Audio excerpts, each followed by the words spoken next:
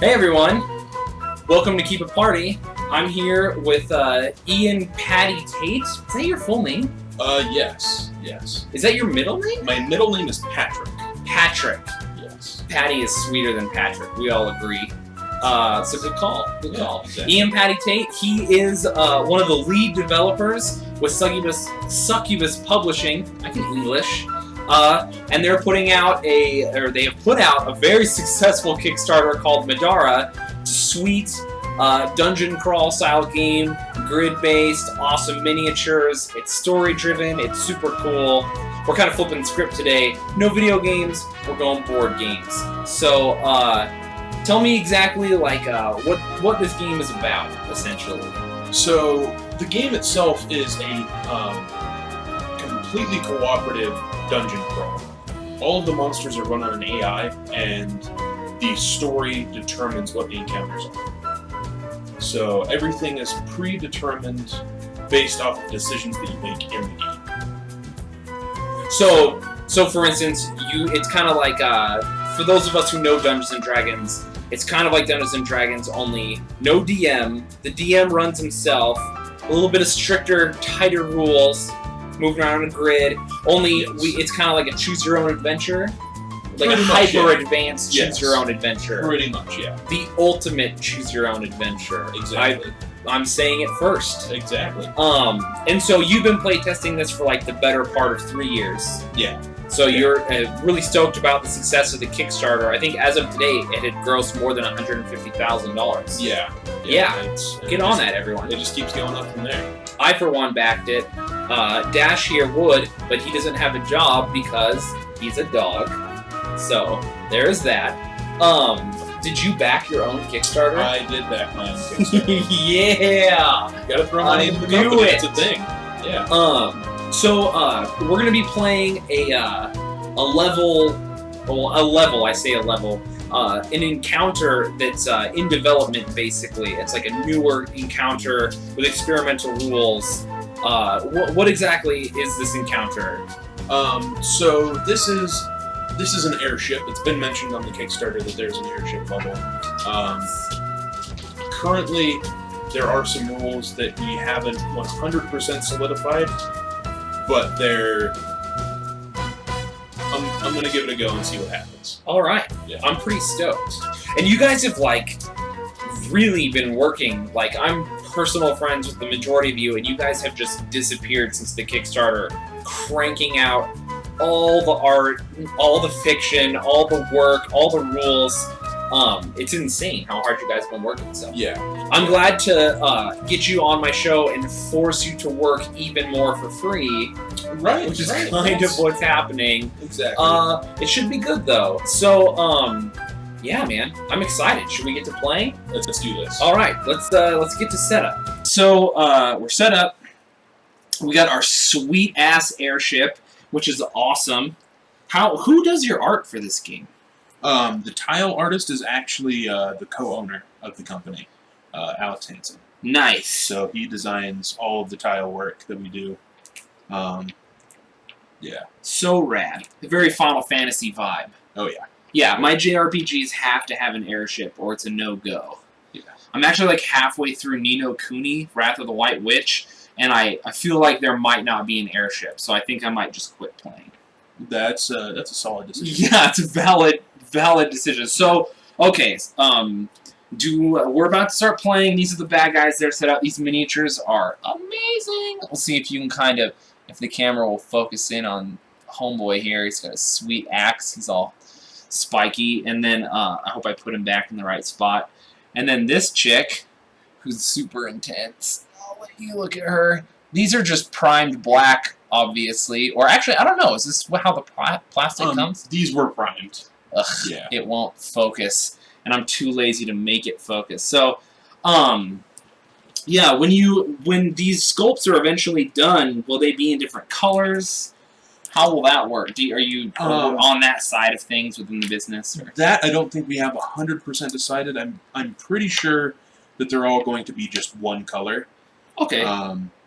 Right now we're looking into all the materials. PVC is what's probably going to happen, but we're trying to see what we can get to work out the best. Dude, look how sweet. I don't know if you guys can see how badass that guy is. He just wants to wreck your face. He's got giant hammers. Alright, I'm nerding out. We're done here. So, we're picking characters, and then we're on an airship that's in control. The monsters are controlling the airship, and it's basically veering towards a mountain, which is like the worst possible thing that could happen, right? Yeah. Slamming into mountains, not good. Yeah. I've never heard someone stoked about really slamming into anything, but especially not a mountain. So, yeah. So, what kind of characters do we have today? So we've got Rook, who is Senior McBighammer. Sweet. This is, I don't know if you can see these cards. They're pretty awesome. It's the guy with the giant hammer. Let's see who else we got. Nightingale. All right. She's she got demon horns, a tail. She's just all around pretty rad. She's pretty sweet. I'm into her. Let's see if you can. Oh, there it is. She's awesome. All right. Who else we got? Zeke, kind of a pirate-ish. Pirate-ish? Yeah. All right. I'm into it. Pretty cool. Bam. Yeah.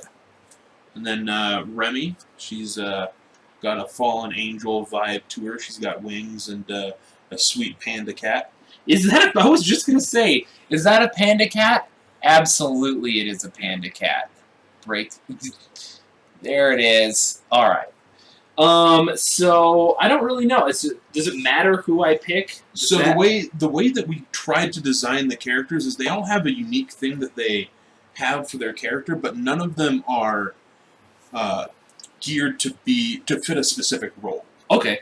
So you can pick anybody and go through our point viability system and fill whatever role you want to fill with any one of the characters. So when two guys pick characters they really want to play, you don't have to not play the character you want because there already is a tank, is basically what you're saying. Exactly. Cool. Exactly. Cool. I'm into that. I like the customization. Nothing's worse than, like, you have to play the, like, dwarf fighter when you don't want to play the dwarf fighter. Exactly. Alright. Cool. And so, I like the dude with the giant hammers. So I will play as him, if that's cool. Go for it. And then who do you got? Go for it. I'm gonna do Remy. Hammer dude. I'm gonna do Remy. Bam. I'm covering up some of the awesome art, but whatever. Okay. And we got Remy. Alright, we should be good.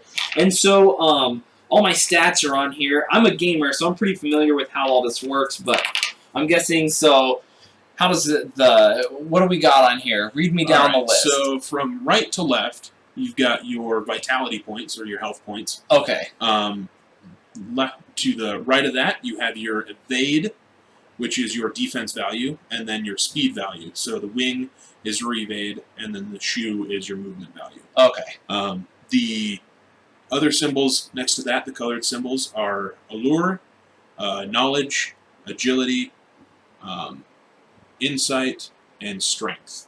Okay. And those are skills in the game. So you would use those and check against a value in order to jump a gap, know some type of information in the game, be able to pass some skill in the game. Alright, cool. And then they have these special abilities also. You have your special abilities, and then all of the basic dice that everyone starts with in the game. Sweet. That does need to be updated, and as mentioned in the most recent update on our Kickstarter, the layout for all of these cards is actually changing. Is that changing because of feedback from backers, or? It was more of an in-house decision. We found a graphic designer that wanted to give it a shot, and we let her do it, and it worked out. Do you have an example of that? I do have an example. Are you willing to show it? I'm willing to show it. It's been posted already. Okay. Here we go. So Sweet news. It's going this direction. This is not the final one, I believe. I could be wrong. I haven't seen the most recent art for it, but the character cards are also going to be increasing in size. Awesome. Well. I dig that.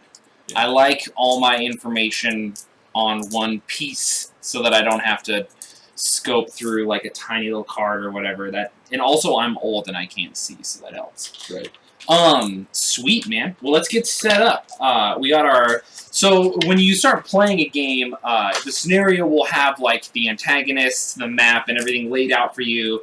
And then, some scenarios, I'm assuming, have the ability to, like, start where you want, or certain choices to make before the scenario begins. Exactly. In this one, we're going to be starting on one of these wings. Okay. So, basically right here, any one of these 4 squares, we can put our piece. Yeah. And that's where we'll start the encounter. Alright, cool. Yeah. So, I'm going to put Remy there. You can put Rook wherever you want, adjacent to her. Alright. Yeah. Swoop. Is diagonal adjacent in this game? Diagonal is adjacent. So for the purpose of doing like line of sight or targeting, adjacent counts. Okay, cool. For movement purposes, it's only orthogonal. So it's basically direct connected spaces. So diagonally does not work for movement. Okay. Yeah. All right, sweet. All right, so I've got a cat problem. Oh, I've got a cat problem. Okay, there was a cat in my butt. Not in, it was around. No one call anyone. We've got more cat problems. Back, foul beast. Anyone who plays board games know that cats are the enemies of gaming. It's the worst. They eat my pieces, too. That is a thing. It really is. Valid. They are the worst. Point. Cats are like, oh, you're doing something with a lot of intricate pieces that looks like it might require concentration. I should lay on all of it. Exactly. So, exactly. Yeah. So we're starting out. We have gear, I'm assuming. We're, like, geared out. Yes. Yes. So, and I'm guessing you're just going to, like, load me up with gear. Yeah. Alright, yeah. We have a ridiculous amount of equipment and gear in the game. There's like 110 pieces of equipment and like 110 abilities to pick from in the game. Yeah, different tiers for each one of those. So yeah, I'll just give you what should be good for this encounter. More sweet miniatures. I don't want to keep unfocusing the camera because then it doesn't focus, and I'm too lazy to reshoot the unfocused stuff from before. So I apologize to people who are watching that really hate the fact that the camera was unfocused, but also not apologize enough to reshoot it though. So yeah, my bad. That's a thing. So what kind of gear am I going to get here? So each character can have 2 hands worth of equipment. All right. A core defensive item and an armor defensive item, and then do you have another one of these mats? I totally do, and that'll make everything infinitely easier. Yeah, hook it up with one of those. Bam! So, Yeah. these sweet mats. So fancy. I love this stuff. And then your character card goes here, and you have room for your abilities, your relics, which I don't know about, but are a thing. Your equipment, basically it's awesome. And these are add-ons you can get, right? Yeah, yeah. But without them, it's pretty easy to like keep track of. Yeah, without it, they are an awesome aid to have, and they make things a lot easier. Without it, it's not unplayable. Okay, cool. Yeah. Yeah.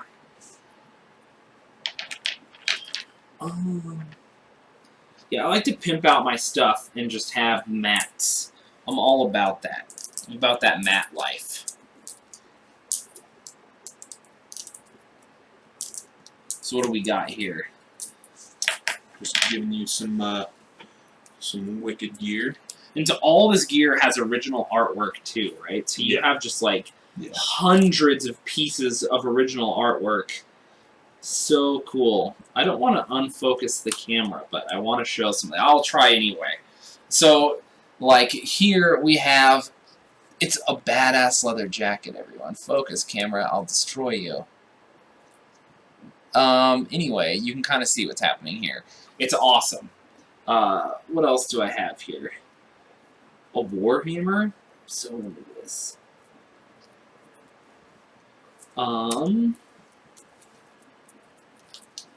Bam.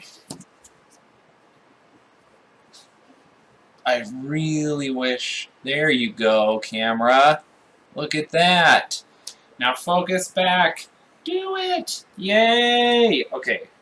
Sorry, everyone. I know that my professionalism is just, like, mind-boggling. How does he do it, you ask? No schooling whatsoever, no technical knowledge, and zero ability to edit video has taken me this far. And I will continue to ride those skills into the future. That didn't make sense, but I said it. And now it's happening. Okay, so what else we got? I've got all these sweet items. Some of these go into my pack, like my backpack.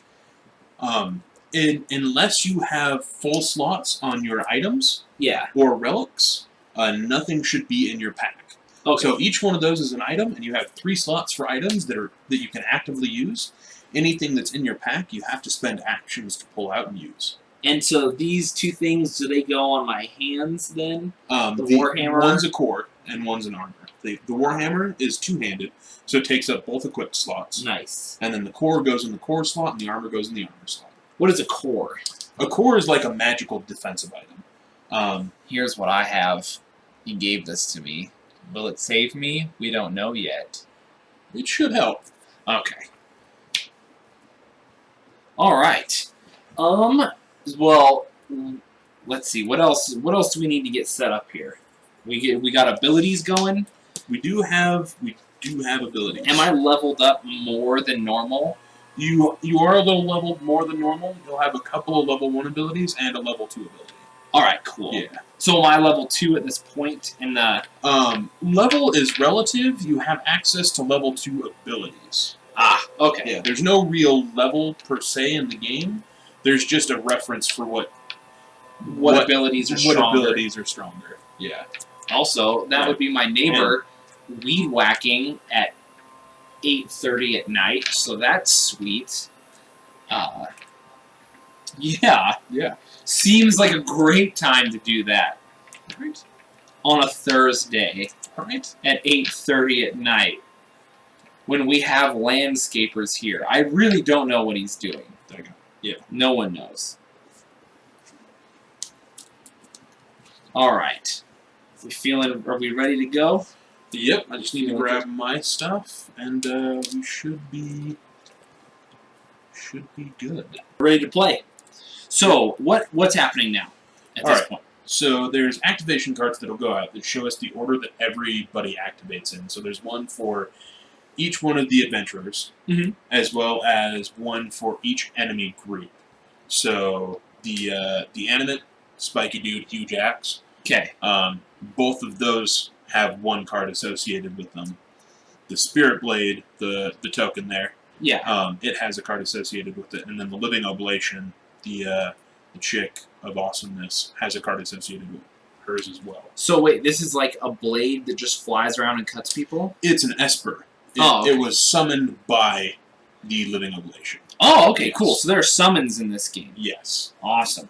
And I don't know if anyone cares. I desperately care about this type of stuff. There's like these super rad custom dice. Focus, camera, or I will destroy you. Why won't you focus? Oh, it almost had it. Anyway, you can't tell. I will make you see this is happening. Look. Camera, just let it happen.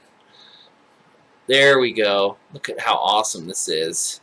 So you have numbers, and then you have sweet symbols that mean different awesome things. Anyway, my dirty fingernails. And how many custom dice are with the game? There are 15. 15? There are 15 dice, 16 dice. Let's see. There's 1, 2, 3, 4, 5, 6, 7, 8. There are 17 total dice that come with the game. And there are 8 sets of 2, and then 1 effect dice. Look at how awesome that is. He's upside down. Yeah. Anyway, that's not good. If you roll the skull, bad things are happening to you, yeah?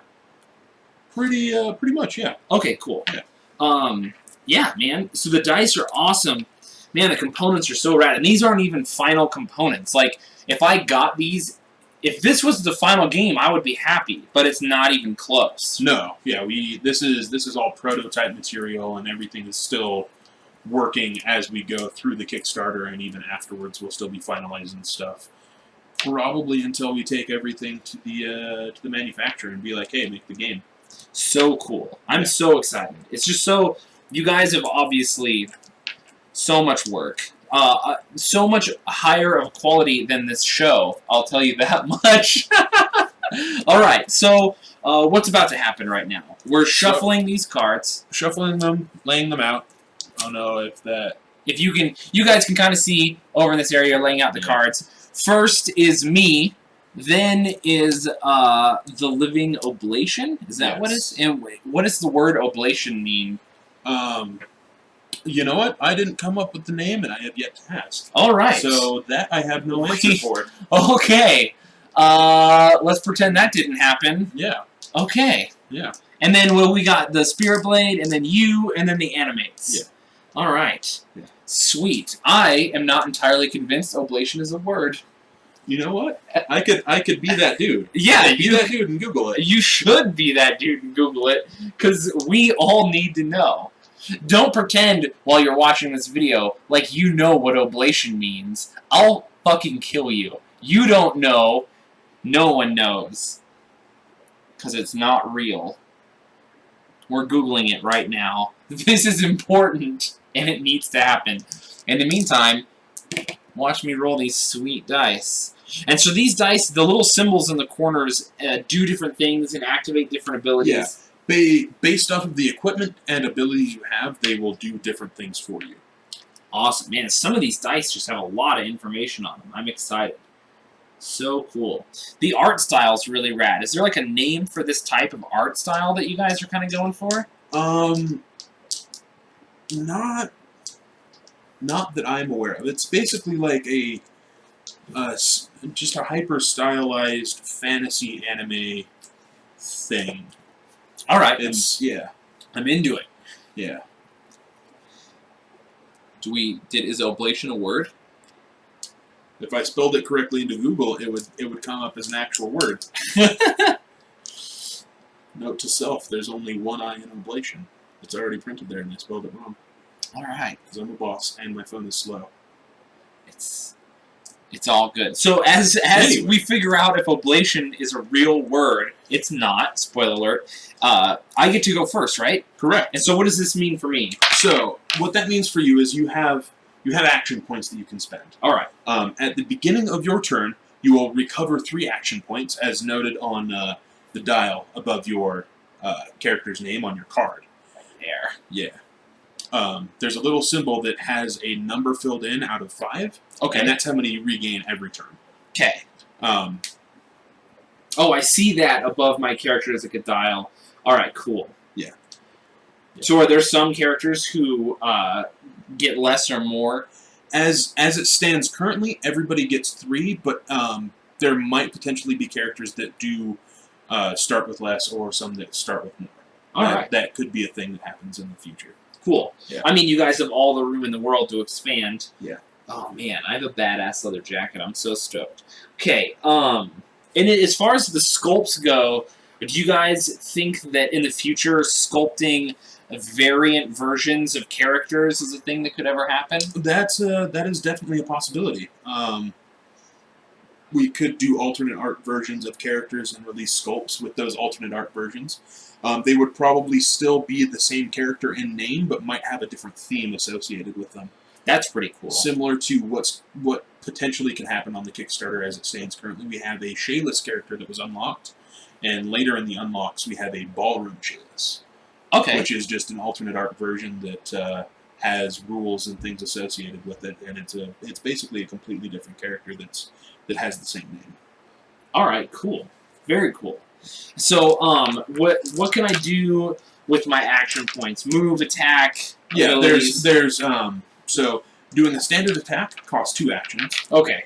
Doing a move costs 1 action. Okay. And you'll move your movement value on your card. Uh-huh. You can spend additional action points during a move action to move 2 more spaces per action point spent.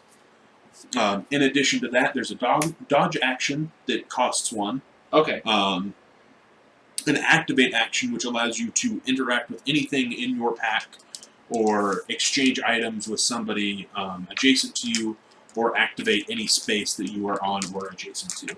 All right, cool. Yeah. And what do you? This is random, kind of unrelated. What is like the average playtime of a scenario in this game? Do you think? Like a single encounter will run you anywhere between a half hour and an hour, depending on how often you play the game and how experienced with the rules you are. All right, cool. And how long do you think it would take to play through the entirety of the story in the game? Roughly, probably about 20 hours. All right. Yeah. That's awesome. So like a full, like you should be emotionally attached to your character. There's character growth, potential character death. Yeah. There's a lot of meatiness to the story. Awesome. It's good to see like a dungeon crawl that isn't just like go into the dungeon and fight the monsters and jerk off onto the treasure. You know, like. Exactly. Yeah, which is, I mean, we all love that kind of stuff, but there's like a happy middle ground, and I think you guys have found it. It's very cool. Exactly. All right, well, so it's my first turn, and I can like move around and start doing things. So, what do you suggest I do? Why don't you just guide me through it so I don't make any big mistakes, and people can kind of see what an idiot would not do. All right, fair enough. Well, the more you play through the game, the more you'll figure out about the enemies and how they activate and how they do things. Most enemies might have a sweet spot where you'll activate the least harsh thing that they can do. Okay. So in the case of the animates, you're going to want to try and get as close to them as quick as possible, because they, at range, will attack you, and then they'll come in and then punch your face off. Okay. Yeah, and you need your face on. I've never heard of someone with a face off unless they were in that terrible John Travolta movie. That's exactly. Nobody wants that. Yeah, nobody wants John Travolta on an airship. Yeah. So, I lied. I actually really want to see John Travolta on an airship in a movie. Hollywood.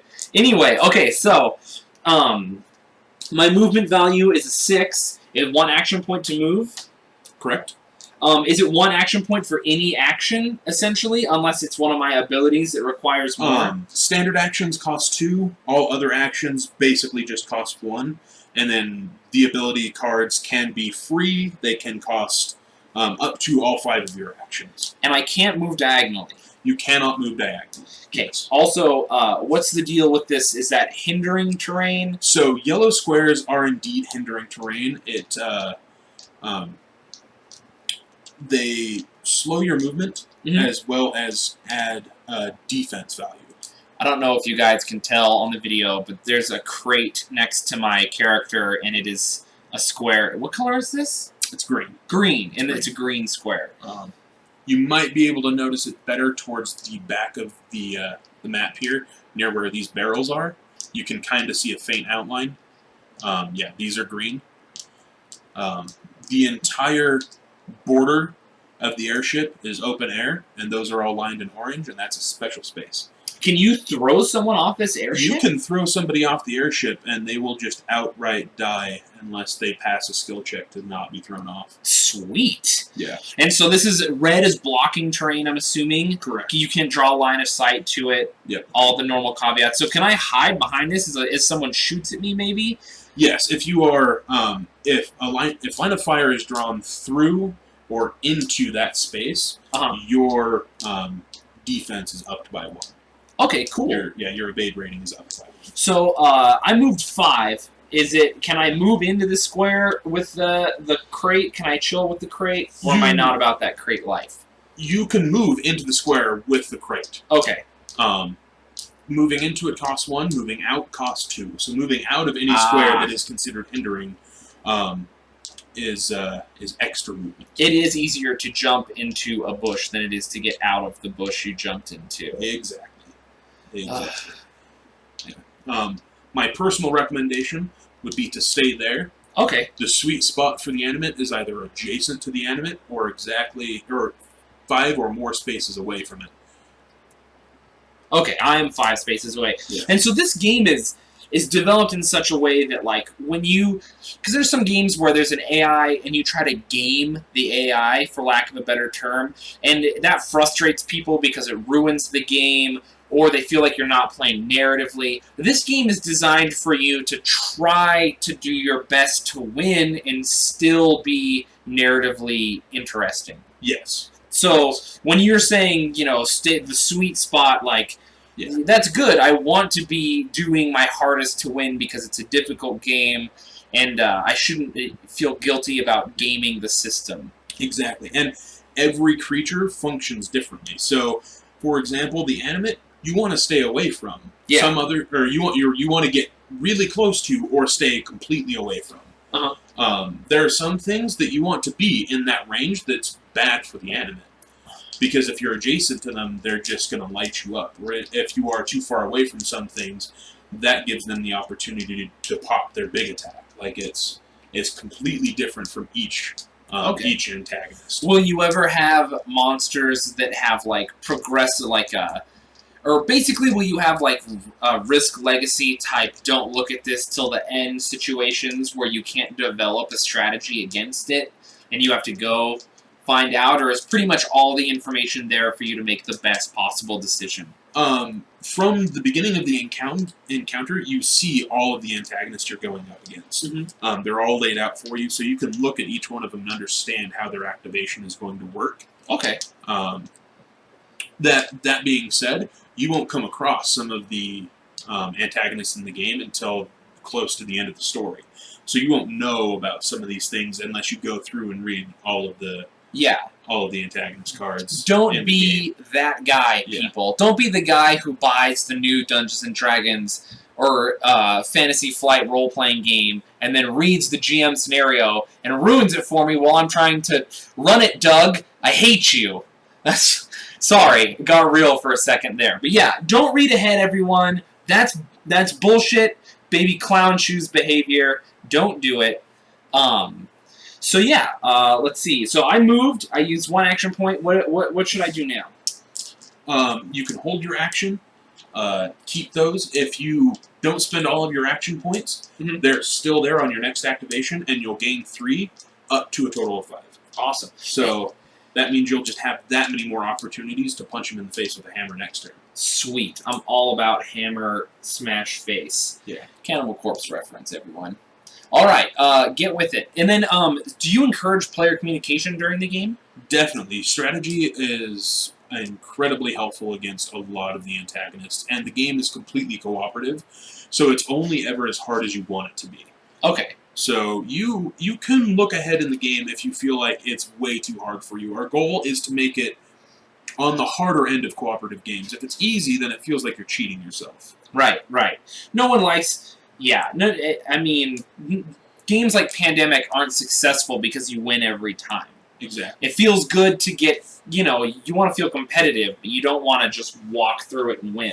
Exactly. But also, don't be that guy who plays cooperative games and then tries to run it for everyone else. Doug, again, I'm talking to you. Anyway, yeah, people, don't be that guy. When you go to your local game store and you play Pandemic and there's that one guy that, like, wants to run the entire thing. Like, why aren't you just playing the game by yourself, Doug? Why don't you move out of your mom's basement, Doug? Why don't you get out of my life, Doug? Okay, so, your turn. Alright, so, after Rook is the Living Oblation, so the antagonist activates. On each antagonist card, there's passives that are referenced. Okay. Based off of certain scenarios in the game, they'll pop. So we'll step through the activation order to see exactly what happens, what they do, and then move on through there. All right.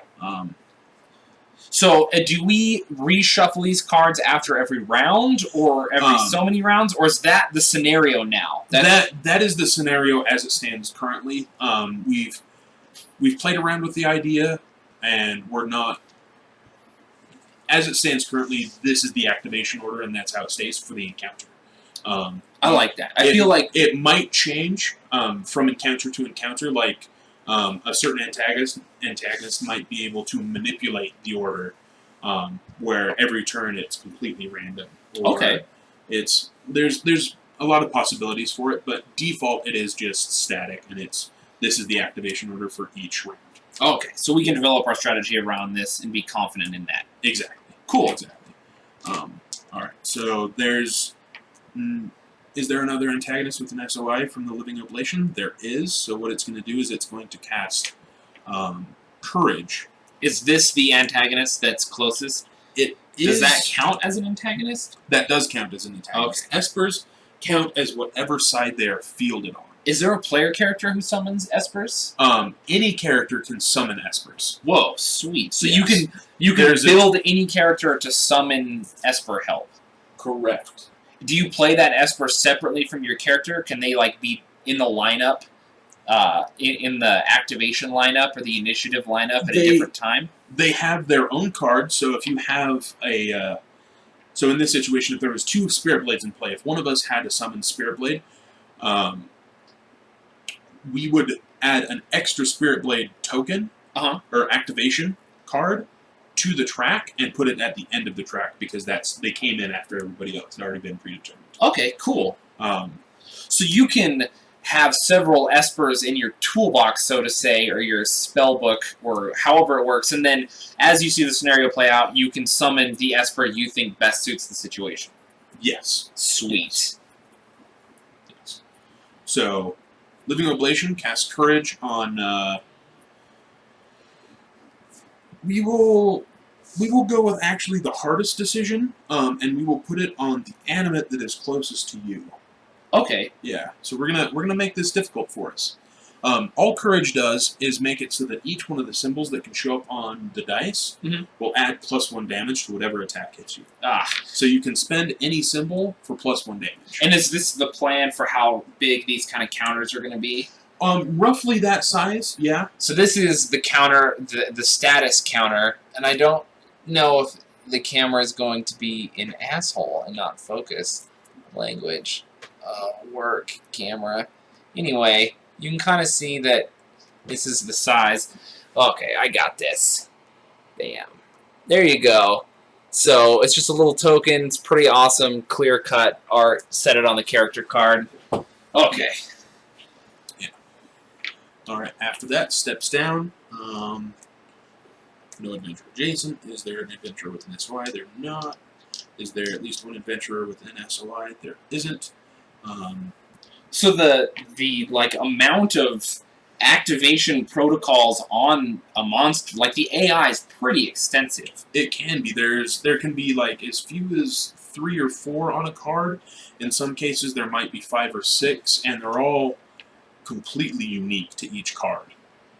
In most cases, there might be a repeat thing that happens, but that's because this antagonist is supposed to do something very similar to another antagonist in the same situation. And do you have multiple cards for physical miniatures that change things, or are most miniatures matched up with a single card? So, in the case of each one of the animates, there's only one card for each one of the animates. Yeah. So they all reference the same card.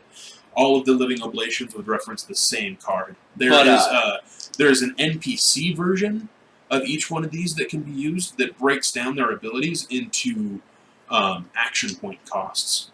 So there's a variant mode of the game that actually can use a DM that will control all of the monsters. Oh, wow. And they will use those cards to play the monsters. Very cool. Yeah. Very cool. I had no idea about that. Learning stuff.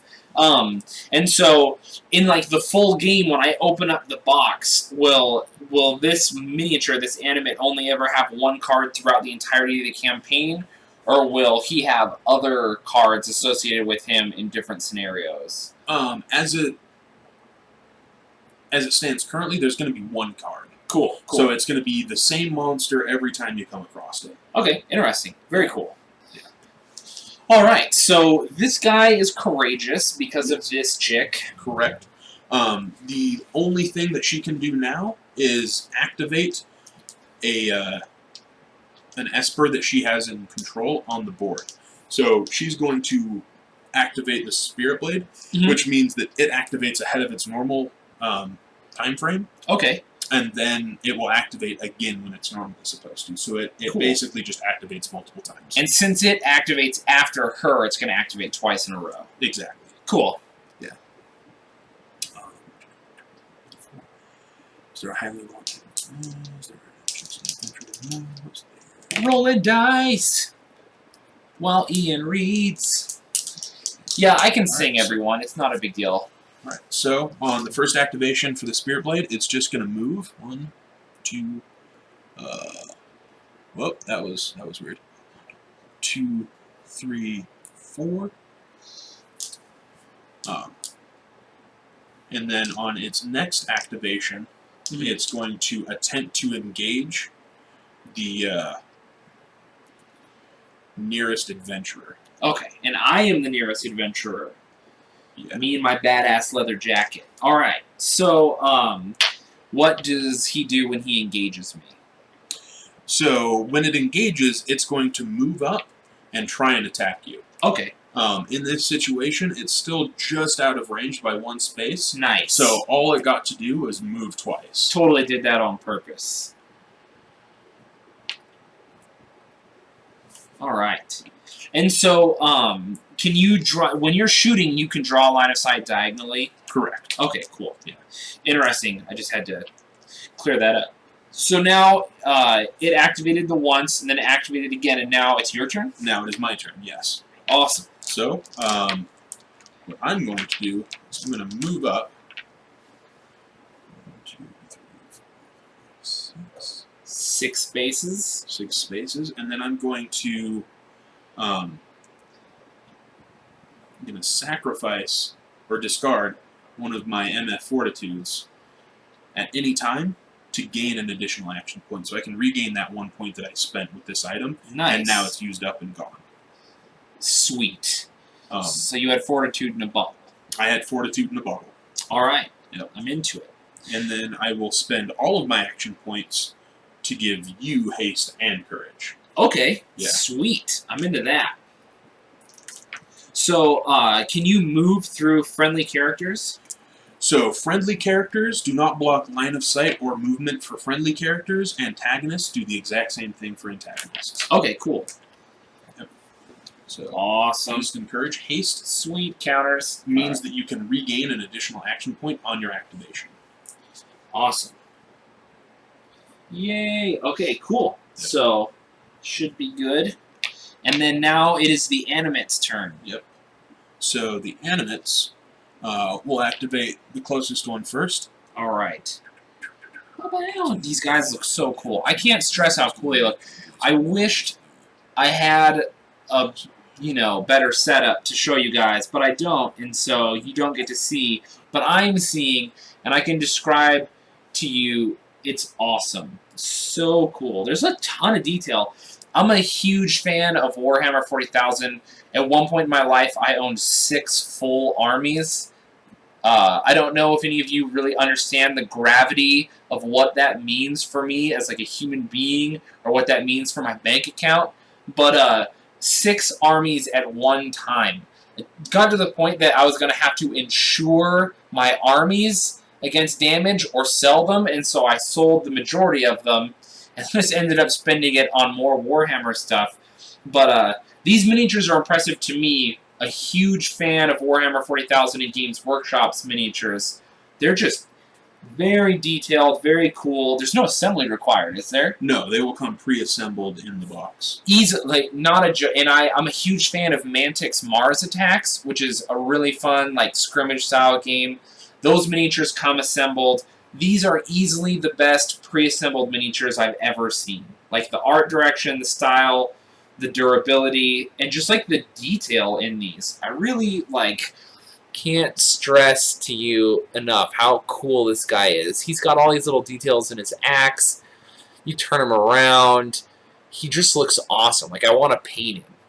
And these are prototypes. They're not even the finished product, are they? Exactly. Yeah, so cool. Yeah. So cool. These, they were all 3D printed locally. Yeah, these are just incredible. Like, let's see if I can get you to see this chick right here.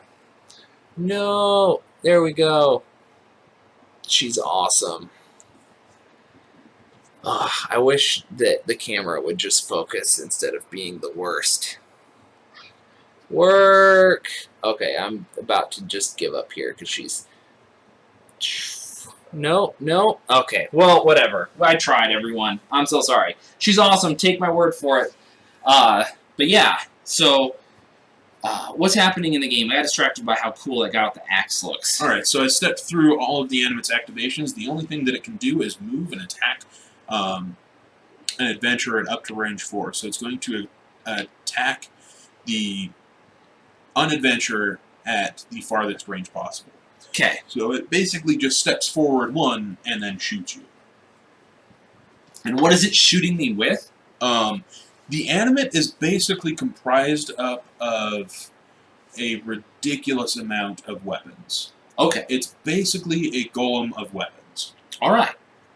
Cool. Yeah, A weapon and, golem. So and it's other just like random bits of things. So it's it just just like pulls part of its body and just throws it at you. sweet. Yeah. It's pretty metal. Yeah. But that was a pun, everyone. I'll see myself out. So, Nice. all right. So how does he? Let's do it. Let's throw some stuff in. Alright, so the animate moves forward. Okay. You are within range. Okay. It will draw its line of sight to your fig through the hindering terrain, so your evade rating is up by 1. When I draw a line of sight, is it from the center of the square? Or Exactly. the edge? It is from center of square to center of square. Okay, or cool. center of base, however you want to view that. Okay. So I have to clarify. Center of base. We do have multi square figures, so Okay. multi-space figures. It is from the center of the base. All right. Center of the base. Center of the base. Yes. So from his center, goes through the sword. Doesn't matter because it's friendly. Exactly. Goes through the box, which I'm chilling behind, and to me. Yes. All right. Cool. So what it does is it will roll a bronze dice and a red dice. All right. Before the dice are rolled, everybody has the option to spend any action points they have to dodge. Okay. And a dodge action just costs 1, and you will roll your dodge roll. Your equipment can change the dice that you have, but by default, the dodge value for your character, or the dodge dice you would roll, is on your character card. Okay. Cool. So let's see. Dodge dice I would roll is going to be next to. So you've got your conviction Oh, I see. and dodge. Yeah. So I've got it's an actual physical picture of a dice. I see. Yes. So and if I, how does armor work exactly? So armor is damage reduction, and cores in the game add to evade value. So you have a core equipped, which means your evade rate is actually 1 higher normally. Okay. So it's a 10 instead of the 9 printed on your card. And then the armor value on any of your armors is just damage reduction for damage. Okay, cool. So let's have this guy beat the crap out of me. Do you suggest that I dodge, or A dodge is cool. A dodge is solid. You have the action points to do it. it's true? So I don't see why you wouldn't. All right, I'll go ahead and dodge. So then you roll a blue dice. okay. All right, I'll roll it over here. I got a 6. What's up? That's solid. I'm You good add at that this. to your total evade rating. So 10 default plus the 6 is your 16. Okay. And then it's going to add 1 because you're behind a box. So you are at a 17 total. Awesome. That is the value that the animate needs to roll in order to hit you. It rolled nowhere near that. Yeah, I rolled a 4 and a 3. Yeah. Get crushed, animate. Nowhere near. So that animate does not a damn thing to anybody. I'm still angry that this didn't focus. So I've got a new plan. Look at me go, everyone. Yeah, there it goes. Focusing. Look how sweet she is. With her spikes and her spirally hair and her tatas. I don't want to say it, but they're there. Very cool. Anyway. Work. Why won't you ever focus, camera? Anyway. Okay, I'm done being an unprofessional, terrible, technically just incorrect with the camera. So he fails terribly to hit me, which is awesome. And then does he get to do anything else, or That is that animate's activation. and then this one gets to go? 1, 2, 3.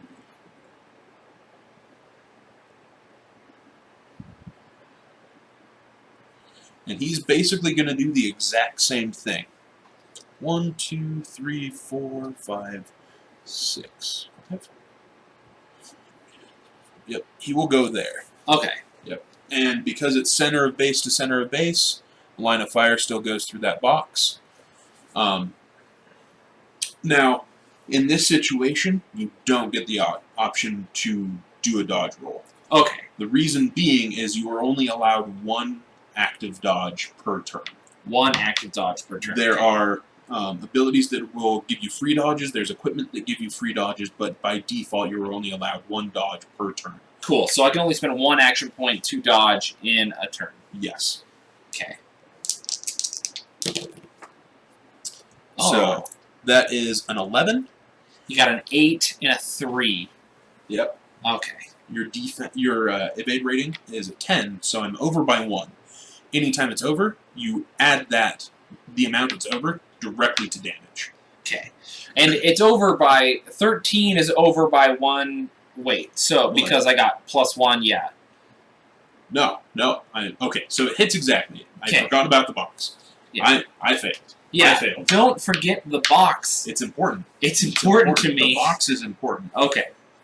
So it hits exactly. So in order to succeed at an attack, you need to hit the evade value or beat it. Okay. So this hits exactly, so no overflow of damage. All right. So all symbols that are on the dice now get added, or get calculated to add damage. All right. In this case, there's only 3 damage total that would be dealt to you. All right.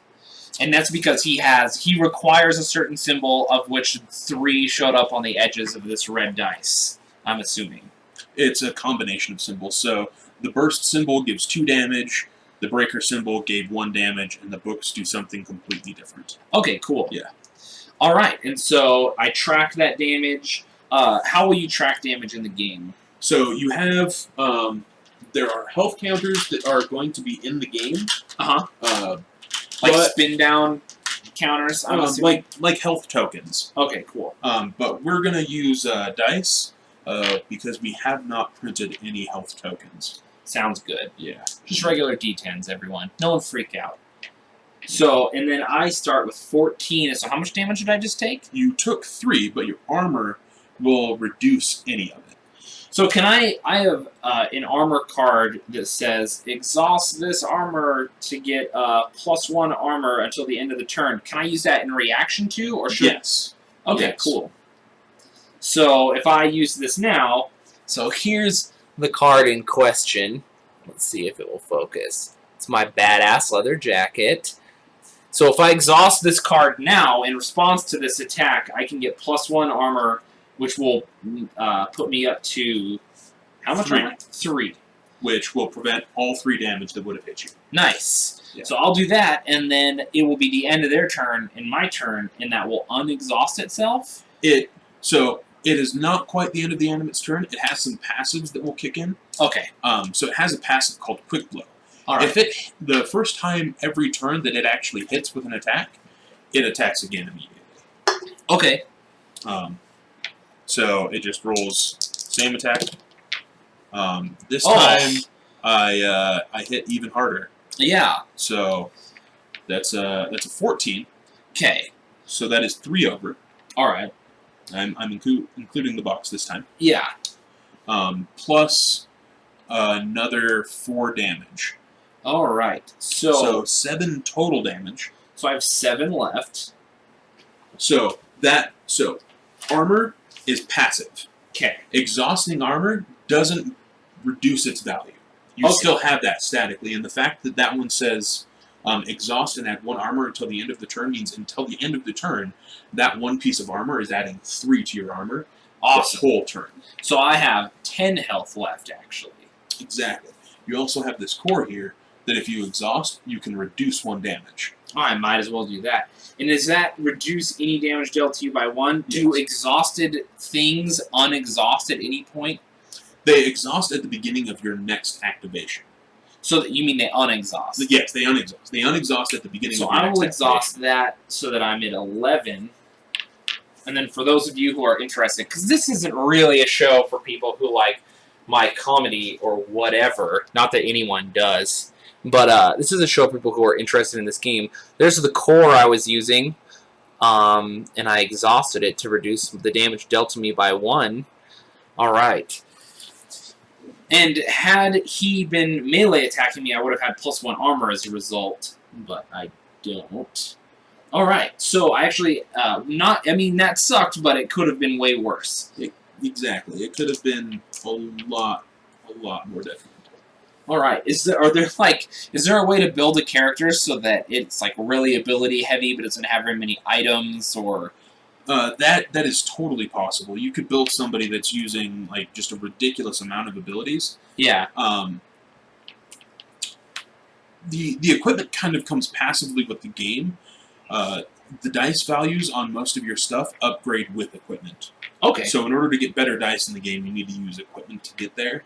In some situations, like for dodges and a couple of other things, the abilities will increase those dice. Mm-hmm. But overall, the equipment is kind of necessary. Okay. As part of the ability tree as well. So, yeah. Sweet. Let's see. What am I doing now?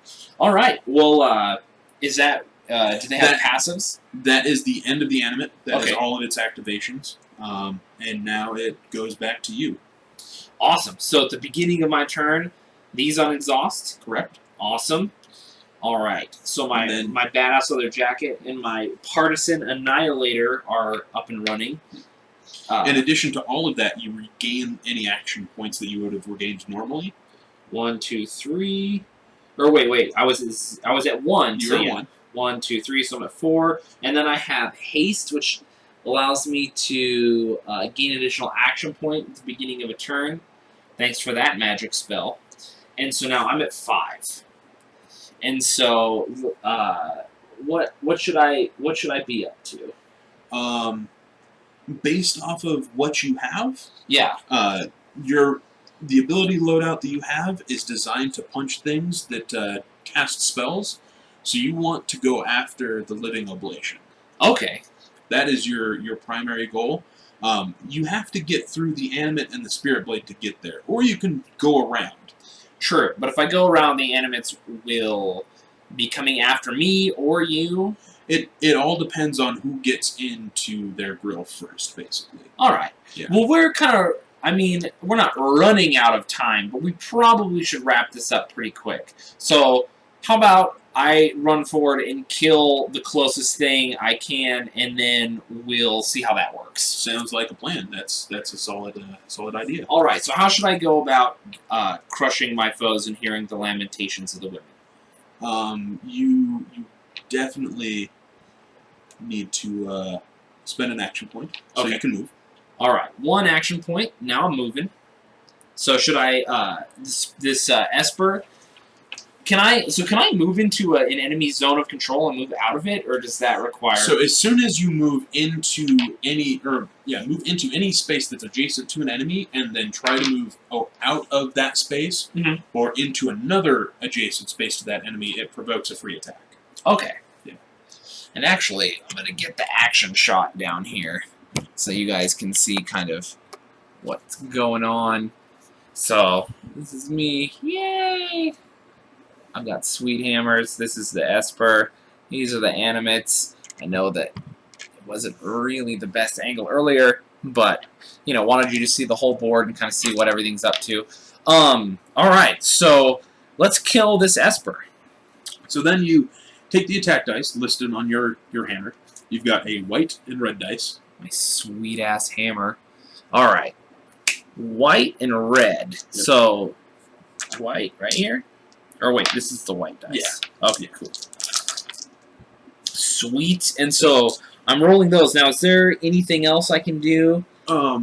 You have abilities that you can use. Mage Breaker would allow you to attack something that add a bonus to something that has spellcasting dice. The Spirit Blade doesn't, so there's no reason to use Mage Breaker. Okay. I totally spaced your anticipated attack. You have a better dodge. Yeah, way to forget my better dodge. I did. You still rocked that first dodge pretty hard. But Whoa, sorry everyone. I'm getting the mega close up right now. Bam. So cool. Yeah. Okay. all right, so you'll roll your attack. The Spirit Blade has a dodge. All right. One of its passives is a dodge. So it rolls its dice and adds that to its evade rating. So it rolled a 2. So its evade is a 12 total. Uh-huh. And now you roll your attack dice. All right. If you hit, nothing bad will happen to you. All right. I got a 4 and a 3. So you missed. Ugh. That's bad times. So the Spirit Blade's passive, Profound Intuition, kicks in fully because you missed. Its dodge was successful. Uh-huh.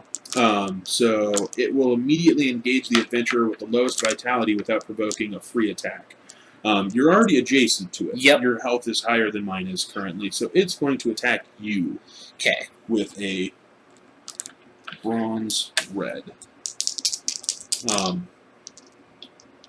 You could spend an action point to dodge this if you so chose. Or you can just try and take the brunt of it. I might as well just try to dodge it. Why not? Alright, so then roll a red dice. Yeah. Uh-huh. And add that to your evade rating. Whoops. I got a 3. Sweet. All right. So your total is going to be a 13 then. Yeah. Then it rolls. It rolled an 11. Okay. And it misses. Awesome. So now you can finish up your turn. Can I attack multiple times in a turn? You can attack as many times as you have actions to do so, or things that allow you to attack. For example, your Warhammer gives you a free attack when you exhaust, and it'll knock any adjacent antagonist away from you by 1 space. Alright, let's try to kill this guy, and then we'll call it. All right. So, I'm going to I'm going to exhaust my Warhammer, and then I'm going to be rolling a white dice and a red dice to smash the stupid Esper to death. Alright. Roll it. That was way better. I got a 7 and a 3. Alright, you hit. With all these sweet... And then I don't really have anything that requires these tiny little abilities, do I? You do. Courage. Ah. It makes each one of them add 1 to your damage. So here's courage. And then here's my dice. You can see that like the abilities match up if it would focus in on it, but it won't because it hates you. Not me, it hates you. I'm not the one who has to watch this. But there it is. Anyway, so how much damage do I do? So you add 4 damage. Awesome. So 4 on to so 14 total. So you're for all intents and purposes, your roll is a 14. Okay. And its dodge, its defense is a 10, so you do 4 damage. Awesome. It has 4 armor, though. Okay. So it negated all of it. Wow. This little guy has 4 armor? It does. And just so everyone can see, I'm going to move these miniatures, all stuff out of the way. Here is that little bastard's card. So... it's a pretty sweet card for just It's a just token. a giant floating sword. Yeah, so cool. The model for this has been unlocked on the Kickstarter. Oh, so really? Instead of being a token, for everybody that backs the Kickstarter, they will get the figure for this. So they'll get This an Esper. actuals. Yeah. Dude, this Esper, but now, from now on, every time I play, I'll hate everything. Dash, no. You be quiet. The dog is going crazy. It's okay. Alright, man. Well, I think that's about it for today. It seems only fitting that I end in, what do we want to say? Failure? Yeah, for sure. It's solid.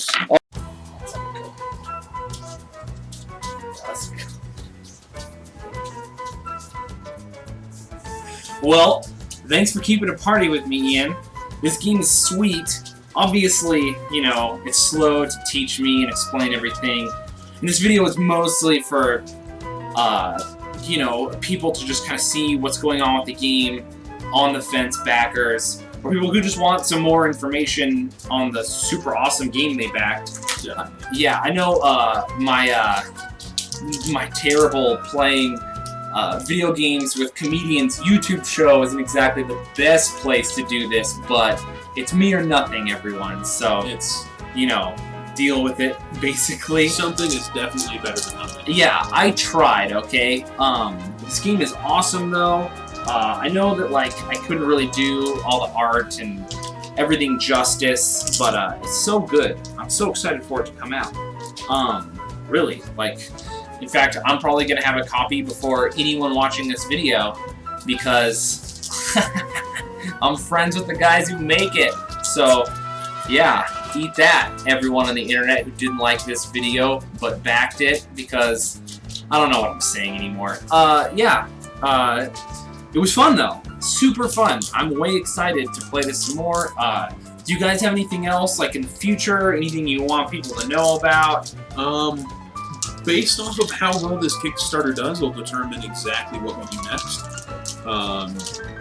But it's looking like there'll probably be expansion material for this coming out. Awesome. Yeah. So you have like expansions in the works. Yeah. I mean, yeah, you've got like a storytelling novel or something. Like crazy, I don't even know. You guys have so much stuff that I had no idea about. It's awesome. Yeah, you guys are hard at work. You know, you could also be my friend a little bit too and like come around and do stuff with me instead of just working all the time. But this is cool too. That's a thing. You know. Yes. Yes. All right. Well, thanks for keeping it party, Ian. Yeah. Always. Peace out, everyone. Whatever this is. Yeah.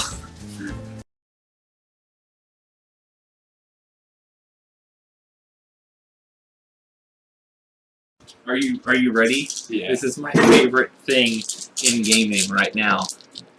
Oh, so satisfying. All the dice rolling.